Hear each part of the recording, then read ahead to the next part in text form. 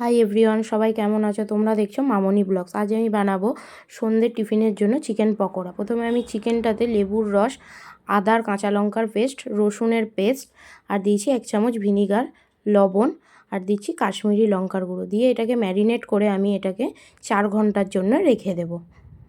তারপরে পরের ম্যারিনেশনে আমি এখানে দেবো একটা ডিমের সাদা অংশ আর কর্নফ্লাওয়ার, এটাকে আর দেবো রেড চিলি সস দিয়ে এটাকেও আমি ভালো করে মিক্স করে আবার 1 ঘন্টার জন্য রেখে দেবো। তোমরা এমনি নর্মাল ফ্রিজেই রাখবে, ডিপ ফ্রিজে রাখার কোনো প্রয়োজন নেই।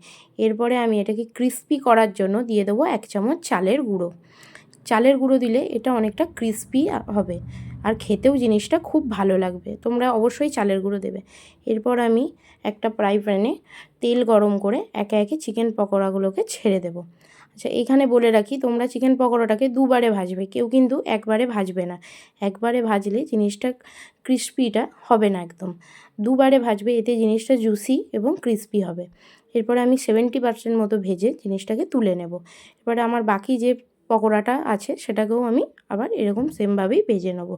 সন্ধেবেলা যদি এরকম চিকেন পকোড়ার 1 কাপ চা হয়, বলো সন্ধেটা জমে যায় কি না?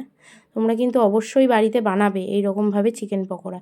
আর তোমরা দেখছো আমি কিন্তু চিকেনের খুব একটা মোটা কোটিং দিইনি, এরকমই পাতলা কোটিংয়েই অবশ্যই করবে। এবার আমি প্রথমে যে চিকেনটাকে ভেজে রেখেছিলাম 70%, সেটাকে আবার আমি খুব হাই হিটে তেলে ভেজে নেব।